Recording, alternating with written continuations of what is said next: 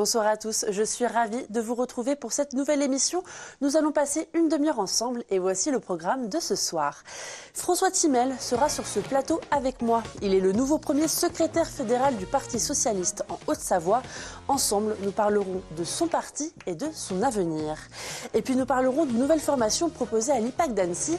L'école propose un bachelor en management du sport de la rentrée prochaine. Et pour en parler, Pierre-Yves Bochu, conseiller formation de l'IPAC. Il sera accompagné de Marion Aerti, championne du monde de snowboard freeride entre autres, et étudiante à l'IPAC. Et enfin, comme chaque semaine, ce sera au tour de Camille Copin de nous présenter son agenda. Mais cette fois-ci, elle ne sera pas sur le plateau, mais des médiévales d'Andy, qui commencent dès demain. Mais avant de développer tout ce programme, les titres du JT avec toi, Seb. Et on commence avec la Savoie qui a appris une bonne nouvelle hier. Oui, on l'a vécu presque en direct. Hier, l'attribution des championnats du monde 2023 de ski alpin, Courchevel-Méribel, la candidature savoyarde, qui a donc battu la station de Saalbach en Autriche. Tu l'as dit, excellente nouvelle pour la Savoie. Ce matin, Emmanuel Jaude s'est rendu sur place, notamment du côté de Courchevel, pour les premières réactions, pour prendre un petit peu le pouls. Et puis direction Annecy qui prépare le festival du film d'animation. Oui, un moment incontournable que tous les professionnels attendent, les amateurs d'animation. 42e édition donc, de ce FIFA. Fanette de Buisson, notre spécialiste S animation, va nous proposer un petit tour d'horizon. Merci Seb, tu reviens tout à l'heure pour la revue de presse. Tout à l'heure. À tout de suite. Et il est temps pour moi de recevoir mon premier invité.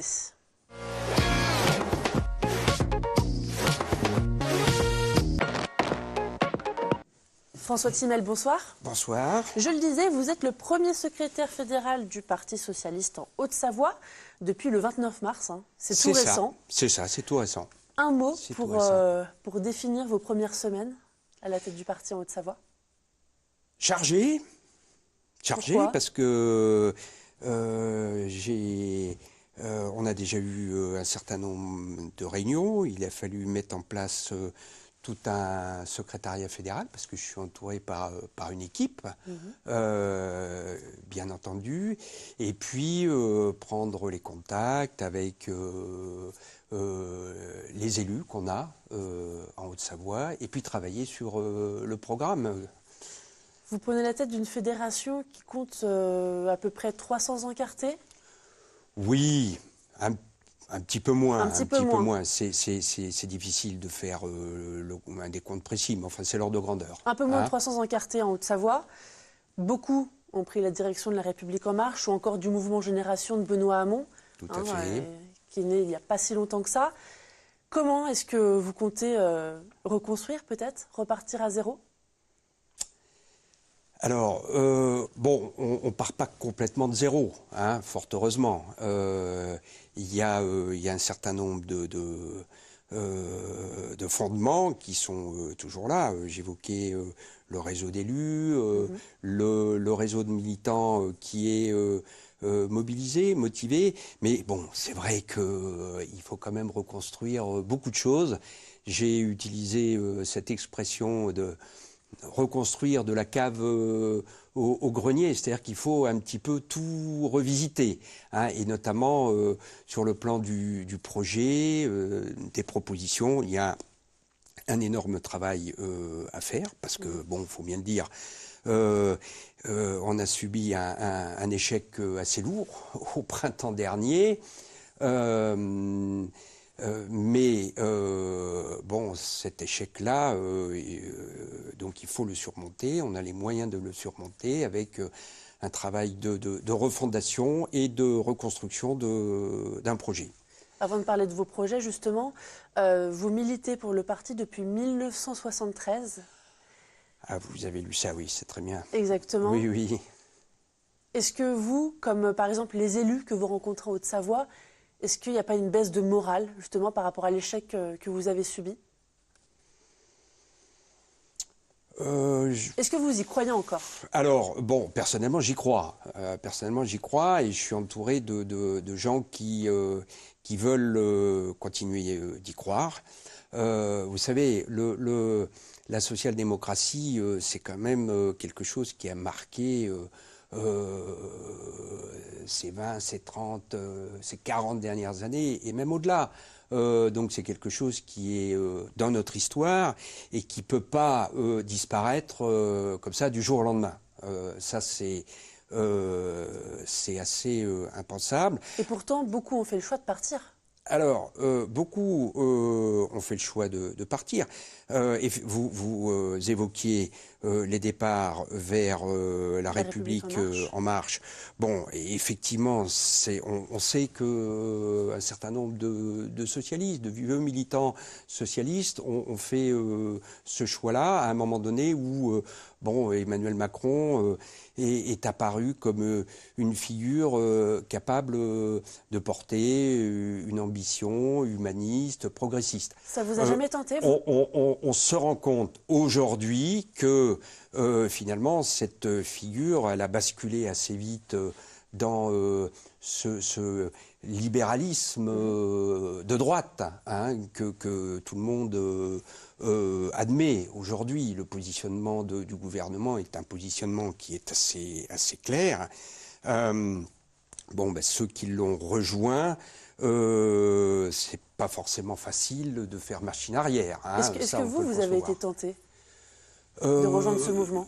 Non, j'ai pas été tenté. Moi, vous le disiez, bon, une vieille histoire qui fait que j'ai traversé déjà plusieurs périodes de crise parce que bon, le Parti socialiste, il n'a jamais été comme ça tout en haut de l'estrade.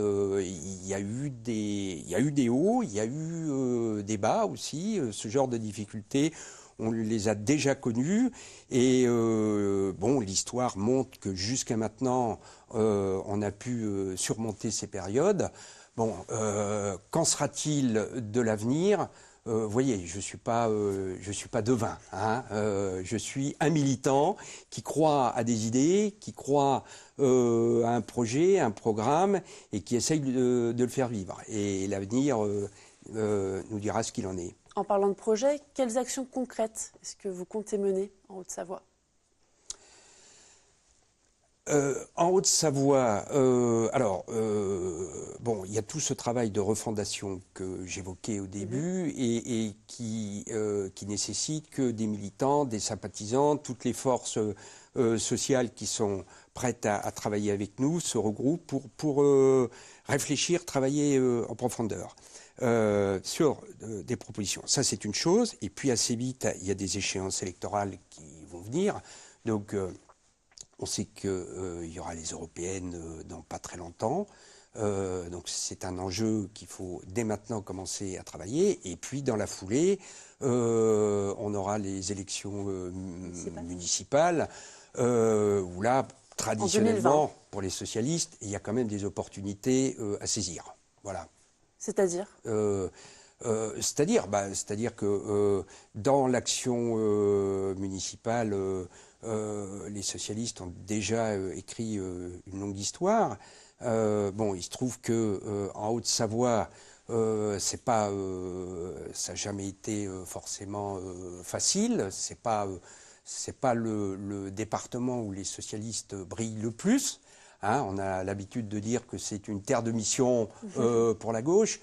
Bon, il faut essayer de faire en sorte que ce ne soit pas un fardeau, mais que ce soit un champ d'opportunité. Et il y en a, parce que dans ce département, qui est riche, la richesse est assez inégalement répartie, comme partout ailleurs. Et donc, il y a des propositions à défendre. Et puis il y a aussi l'idée qu'un département comme le nôtre, il doit être capable de s'inscrire dans une solidarité nationale. Et ça aussi, c'est un débat de fond que les Hauts-Savoyards doivent être capables de mener. Dernière question, on part un peu au niveau national. Stéphane Le Foll, que vous soutenez, oui. S'est déclaré opposé à la participation du Parti socialiste à la manifestation du 26 mai. Oui. Qu'en pensez-vous ? Le Parti socialiste nationalement donc a appelé à participer à celle du 22 mai, qui est une manifestation qui regroupe l'ensemble des syndicats. Par contre, le Conseil national n'a jamais appelé à rejoindre cette manifestation du 26 mai, qui est à l'initiative de la France Insoumise. Et de la CGT. Et donc, la CGT a décidé de rejoindre ce mouvement, ce qui apparaît un petit peu surprenant compte tenu de tout ce qui avait été dit auparavant. Mais enfin bon.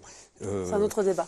Mais en ce qui nous concerne, je pense que les choses sont claires. Donc Stéphane Le Foll a raison de rappeler que nous n'avons pas à nous associer à cette manifestation du 26 mai. Donc de ce point de vue-là, moi je suis en accord avec Stéphane Le Foll, il n'y a pas de problème.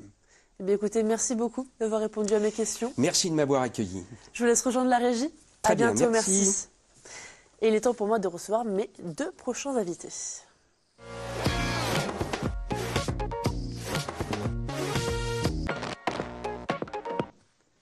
Et mes invités sont Pierre-Yves Bochu, vous êtes conseiller formation à l'IPAC, Bachelor Factory et Win Annecy, et Marion Aerti, donc championne du monde de snowboard freeride et étudiante, alors en 2e année de MBA Management, Commerce et Entrepreneuriat à MBWay Annecy. J'ai tout juste? C'est tout bon. Alors, on est ici pour parler donc du nouveau bachelor qui va être disponible à l'IPAC dès la rentrée prochaine. Un bachelor management du sport. Pourquoi proposer une telle formation? Alors, nous allons proposer cette formation pour répondre à un vrai besoin dans la région Haute-Savoie. Effectivement, il y a de nombreuses entreprises qui ont des besoins pour recruter. Effectivement, donc dans le domaine du sport, comme Marion. Et effectivement, face à ce besoin, on a voulu créer cette formation, donc en 3 ans, et qui permet effectivement à un jeune de suivre en alternance, alors d'abord en initiale les 2 premières années, puis en alternance la 3e année. Ça permet à un jeune effectivement de se former donc au marketing sportif, à la communication, à l'événementiel sportif, voilà, web marketing, etc. C'était une vraie demande. Est-ce que dans ce domaine, il y a beaucoup de recrutement? Oui, tout à fait, tout à fait. C'est une vraie demande. Aujourd'hui, on sait que sur la région Rhône-Alpes, effectivement, c'est la 2e région économique de France, donc c'est une région très dynamique. Et plus spécifiquement sur Annecy et sur la Haute-Savoie, on a plus de 200 000 licenciés dans les clubs de sport. Donc il y a vraiment déjà une demande au niveau des sportifs. Et puis au niveau des entreprises, on sait qu'aujourd'hui dans les entreprises, il est important d'avoir des dirigeants compétents aujourd'hui. Et face à cette demande, je pense qu'il faut que les étudiants soient bien formés. Donc voilà, face à ce besoin, on a mis en place cette formation. Marion Aerti, vous êtes étudiante, je le disais, en 2e année. Vous avez 26 ans. Est-ce que vous aviez besoin de faire cette formation malgré votre palmarès, si je puis me permettre?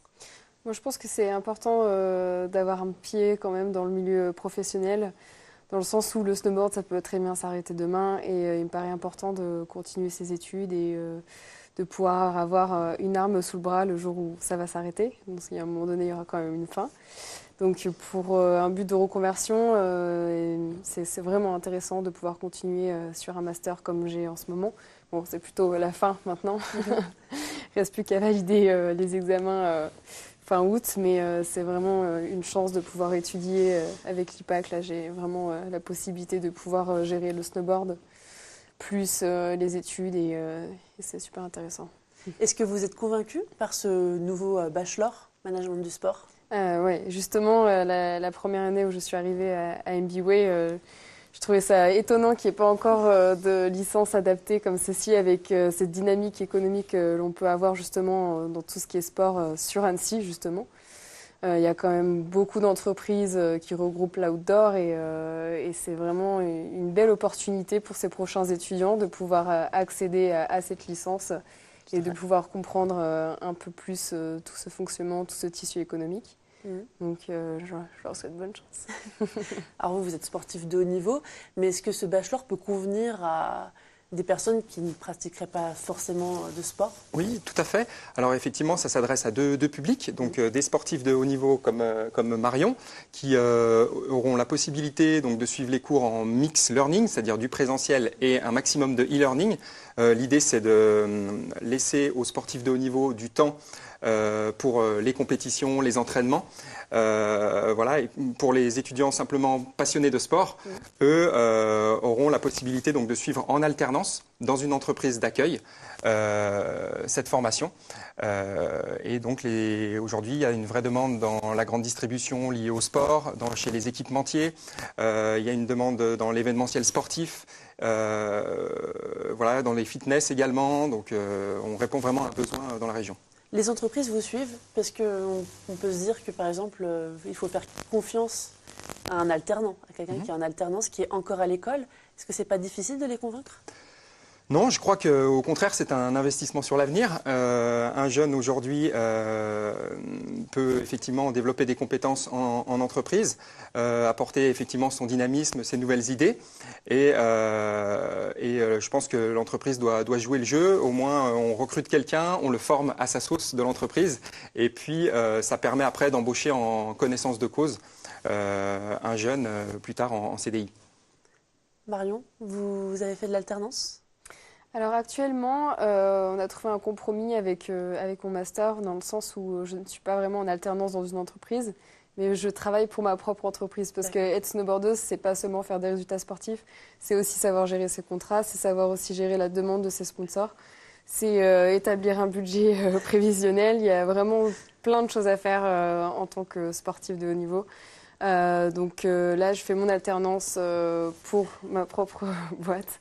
Vous pensez que c'est formateur quand même d'être en parallèle dans une entreprise? Honnêtement, si on veut comprendre dans quel monde on vit actuellement, c'est vraiment important. Et puis, on est quand même, en tant que sportif, lié directement à ces entreprises.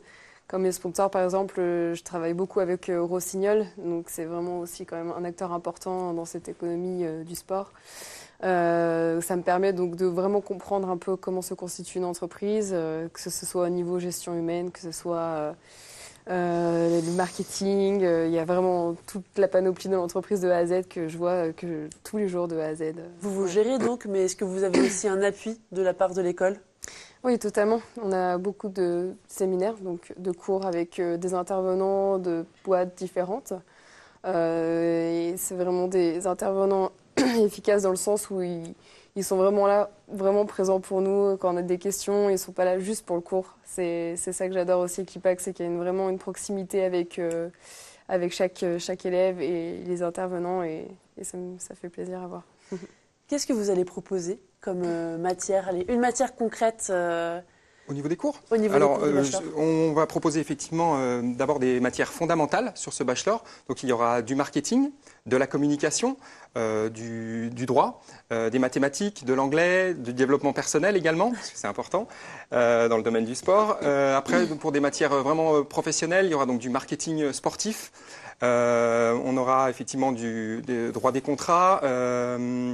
On aura également des cours de management, voilà, donc important, management de sportifs, management de clubs. Et puis, ils auront également des cours liés à l'industrie du sport. Et puis, voilà, ils développeront une culture sportive avec également une connaissance des grandes institutions sportives telles que voilà, le CIO, l'UEFA, la FIFA, etc. Il y a 35 places disponibles à la rentrée 2018. Oui, alors effectivement. Est-ce qu'il en reste? Oui, il reste des places, on peut encore s'inscrire. Nous, on ne dépend pas de Parcoursup, donc on peut encore s'inscrire jusqu'en septembre, même en octobre. Donc, tout à fait, les étudiants passent des tests, un entretien, et nous fournissent un dossier. Après, on leur dit s'ils sont acceptés, et puis c'est tout bon. Dernière question, il faut être titulaire du bac? Alors, pour l'accès en bachelor première année, effectivement, titulaire du bac. Et pour l'accès en bachelor bac plus 3, à ce moment-là, il faut avoir un bac plus 2 validé ou 120 crédits ECTS. Très bien. Eh bien, merci beaucoup à tous les deux d'avoir répondu à mes questions. Et puis, tout de suite, on passe directement à la chronique de Camille pour son agenda en direct des Grandes Médiévales d'Andilly. Enfin, en direct non, puisqu'ils y étaient il y a quelques heures. On regarde tout de suite.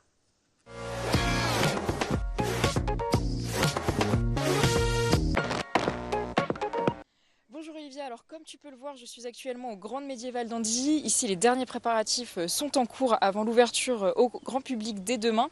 Je suis avec Vincent Imbert, organisateur de ces Grandes Médiévales depuis de nombreuses années. Mais avant de commencer l'interview, je te propose de regarder un petit extrait.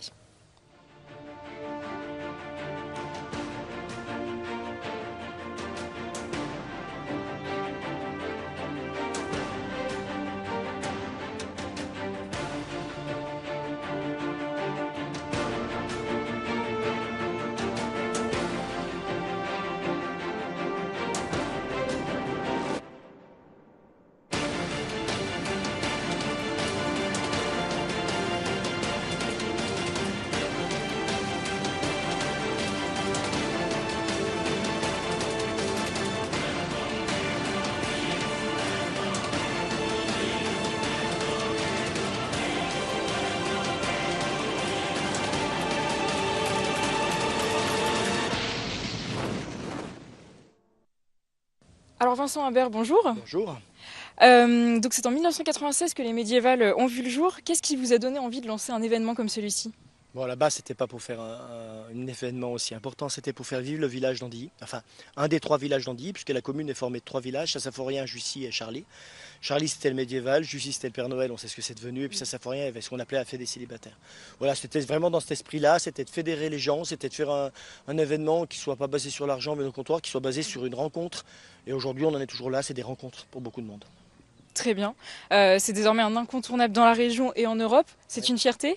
Oui, on peut toujours être fier, et même en tant que maire, je suis fier d'avoir un événement comme ça sur ma commune, surtout dans un site aussi remarquable, parce qu'il y a l'événement en tant que tel qui est remarquable, une ambiance remarquée, et le site est devenu vraiment un site majestueux, avec la nature qu'on voit autour de nous, on entend les oiseaux, c'est ça qui est important.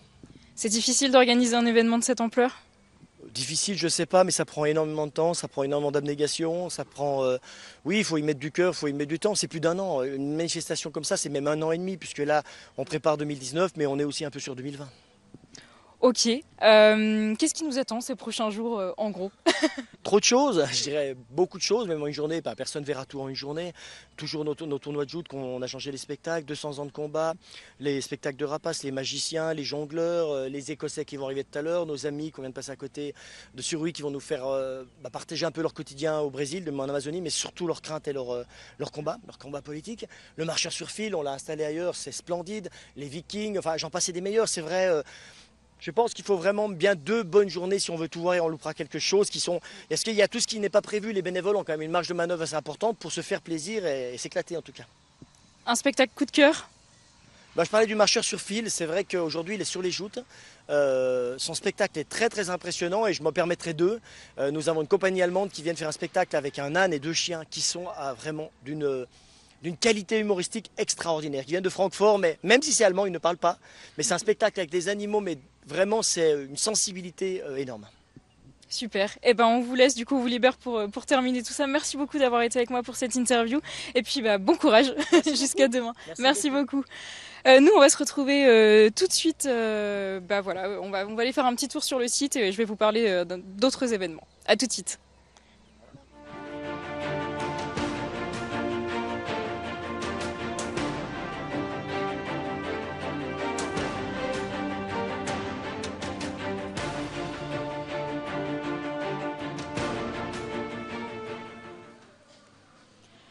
Alors on se retrouve un peu plus loin sur le site des Médiévales d'Andilly. Je vais donc vous parler d'autres sujets, notamment donc la nuit des musées qui aura lieu ce week-end. Comme chaque année depuis 14 ans, ce sera donc la nuit européenne des musées demain samedi 19 mai. L'année dernière, c'était 2 millions de visiteurs à venir profiter de ces lieux d'histoire et de création partout en France. Cette année, je vous invite à être encore plus nombreux pour découvrir des lieux magnifiques, empreints d'histoire, et le temps d'une soirée le plus souvent gratuitement.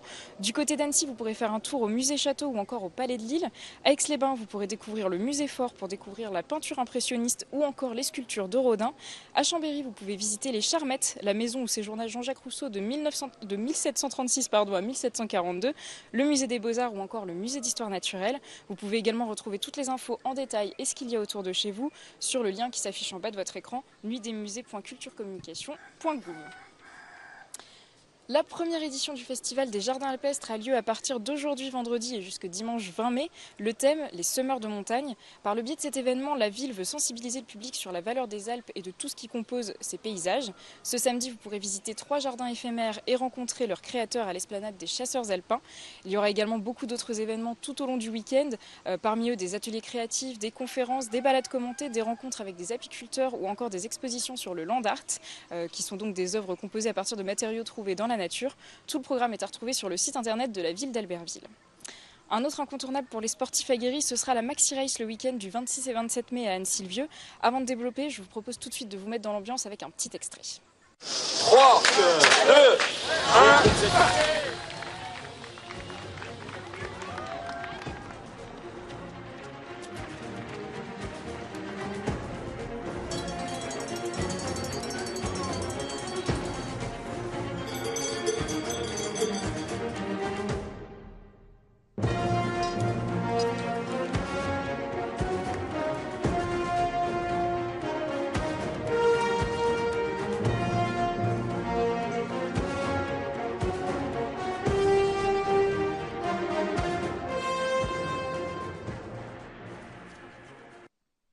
Au programme ce week-end-là, 10 courses dont la célèbre Maxi Race de 85 km, l'Ultra Race de 116 km, le Marathon Race de 42 km et la Vertical Race de 4 km. J'en parle aujourd'hui, les inscriptions sont déjà closes, mais c'est un gros événement sur Annecy et cela vous permettra peut-être de prendre les devants pour y assister du coup le week-end prochain. Pour venir encourager les coureurs, vous pouvez vous rendre le vendredi 25 mai dès 18 h au Petit Port où le départ de la Vertical Race se fera toutes les 10 secondes par ordre chronologique des dossards. Pour l'Ultra Race, il faudra se lever tôt puisque les départs se font dès 1h35 le matin sur le Paquier au niveau du Pont des Amours et à 5h05 pour la Maxi Race. Vous pourrez ensuite suivre les coureurs en allant au sommet du Semnoz, à la salle des fêtes de Doussard, puis au col de la Forclaz et aller à pied au sommet du Mont Baron. Attention, ce n'est pas accessible en voiture. Pour cette étape, il faudra bien s'y rendre à pied. Pour finir au Petit Port d'Anne-Sylvieux vers 14h22 pour l'Ultra Race et 14h57 pour la Maxi Race. Toutes les infos sont à retrouver sur maxirace.net. Une autre course pour terminer cet agenda où cette fois-ci vous pourrez encore vous inscrire, c'est l'Odyssea à Chambéry. Vous avez jusqu'au lundi 21 mai à 22 h pour vous inscrire en ligne et sinon jusqu'au jour même sur place et aux permanences. L'association Odyssea a été créée en 2002 et depuis elle organise de nombreux événements pour aider à récolter des fonds pour la lutte contre le cancer du sein. 3 courses sont organisées samedi 26 mai, le 2 km et 4 km en allure libre sans chronomètre et le 8 km course chronométrée. Au niveau des tarifs, comptez 16 € jusqu'au lundi 21 mai, puis 20 € après et sur place. Une jolie course accessible au plus grand nombre, à faire seul ou entre amis, pour soutenir une bonne cause. On n'hésite pas, on y va. Toutes les infos sont à retrouver sur odyssea.info/course/Chambéry. Alors nous sommes avec Jean-Louis qui est bénévole depuis quelques années. Bonjour Jean-Louis. Bonjour. Eh bien moi je suis pas depuis quelques années, c'est ma 2e année. Ça fait quelques années, ça marche aussi, depuis 2 ans donc. 2 ans. Comment ça vous est venu cette envie de participer au Médiéval d'Andilly ? C'est une longue histoire. Déjà, vouloir faire de l'arc, ça faisait longtemps que j'avais envie d'en faire et nous avons un super club à Le Chéla qui s'appelle les Archers de la Tour. Et à l'intérieur, il y avait une équipe de quelques personnes qui participaient à des médiévales, dont la Médiévale d'Andilly. D'accord. Donc qu'est-ce que vous aimez dans cet événement ? L'ambiance, autre chose ? L'ambiance, la convivialité, l'atmosphère, le déguisement. Les gens sont sympas ? Les gens sont très sympas. Très sympas. Nous sommes venus 3-4 fois participer à travailler dans le camp pour améliorer tout cela et à chaque fois c'est des journées mémorables. On vous retrouvera donc l'année prochaine ? Oui, tout à fait. Oui.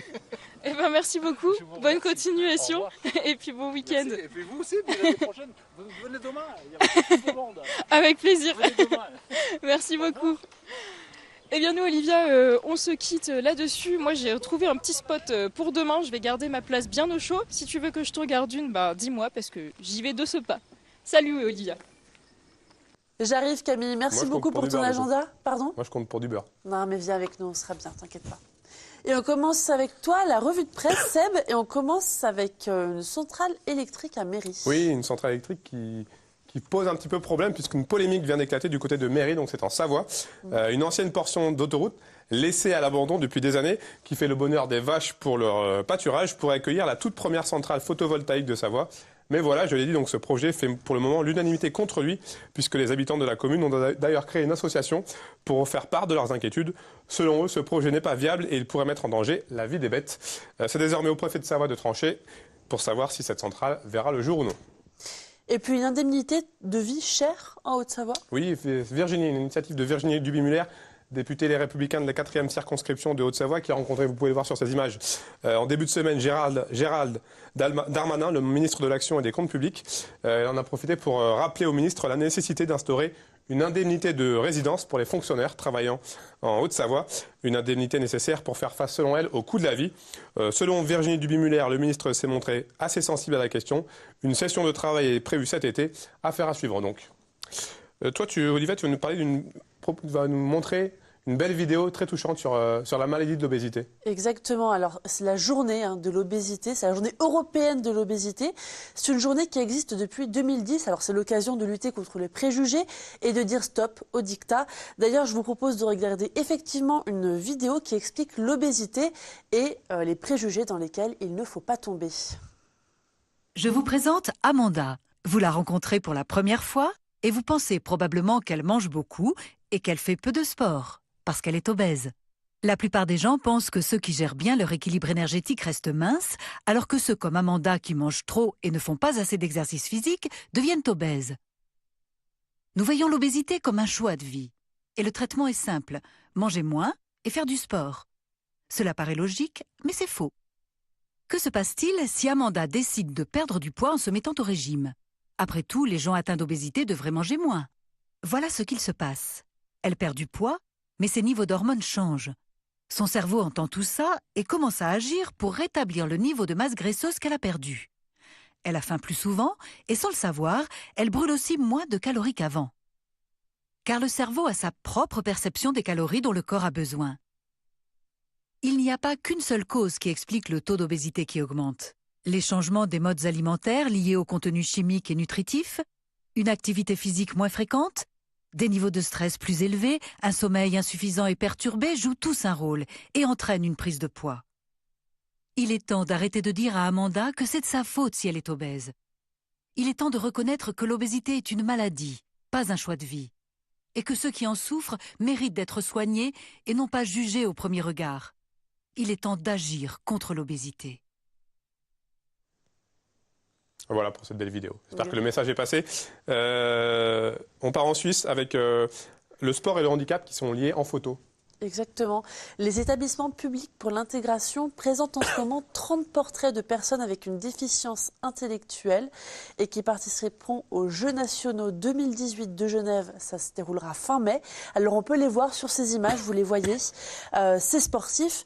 Magali Girardin qui met en lumière ces athlètes se réjouit de les voir mis en lumière. Effectivement, je cite, « Le sport a toujours les mêmes règles, entraînement, compétition et endurance. Il faut avoir un mental d'acier et ne jamais lâcher. » Je trouve que c'est une belle initiative pour, encore une fois, casser les préjugés. Et les titres du JT, Seb, alors on va en Savoie. On va en Savoie, puisqu'on le sait depuis hier, Courchevel et Méribel organiseront les championnats du monde de ski alpin en 2023. C'est une excellente nouvelle pour la Savoie. Emmanuel Jaude est allé du côté de Courchevel pour les premières réactions. Merci. Et puis ensuite, direction Annecy. Oui, puisque le 42e Festival international du film d'animation débute dans 24 jours. Et la pression monte. Les organisateurs ont tenu une conférence de presse. Fanette de Buisson nous présente un petit tour d'horizon. Eh bien, merci beaucoup, Seb. C'est à toi tout de suite dans Accès Direct, voilà. pour le JT, en direct.